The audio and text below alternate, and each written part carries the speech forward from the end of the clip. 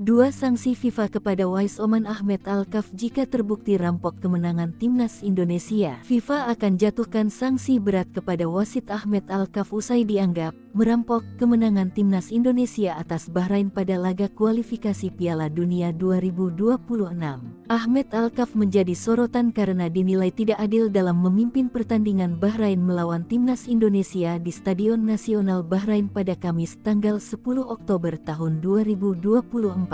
Salah satu keputusan kontroversial yang dilakukan Ahmed Alkaf, yakni membiarkan laga antara Bahrain melawan timnas Indonesia melebihi tambahan waktu sebanyak 6 menit. Wasit asal Oman ini tidak meniup peluit panjang tanda pertandingan berakhir hingga akhirnya Bahrain mencetak gol penyama kedudukan menjadi 2-2 pada menit ke-90+9. Keputusan tersebut dianggap sangat kontroversial, karena Indonesia seharusnya bisa meraup poin penuh andai wasit meniup peluitnya tepat pada menit 90+6.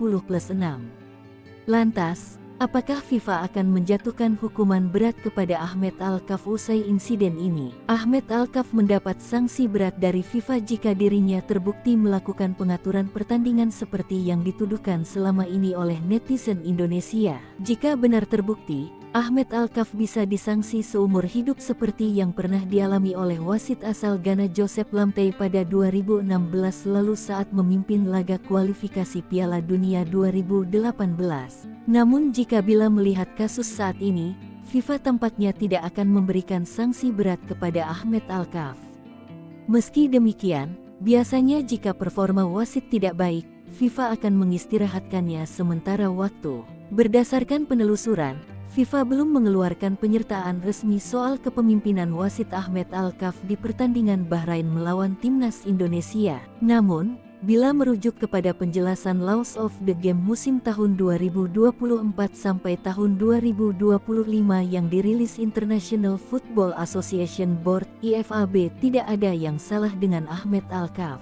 Pada nomor 7.3 soal kelonggaran waktu yang sebelumnya terbuang, wasit diberikan hak untuk toleransi pada setiap babak untuk semua waktu yang hilang pada babak tersebut.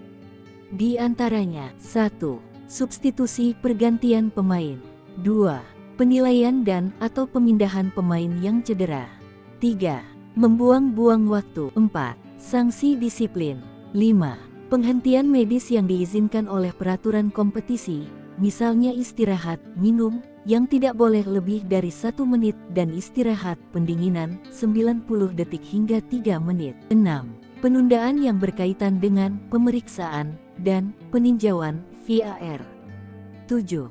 Perayaan gol. 8. Penyebab lainnya, termasuk penundaan signifikan terhadap dimulainya kembali, misalnya karena gangguan dari agen luar. Waktu tambahan dapat ditambah oleh wasit tetapi tidak dapat dikurangi.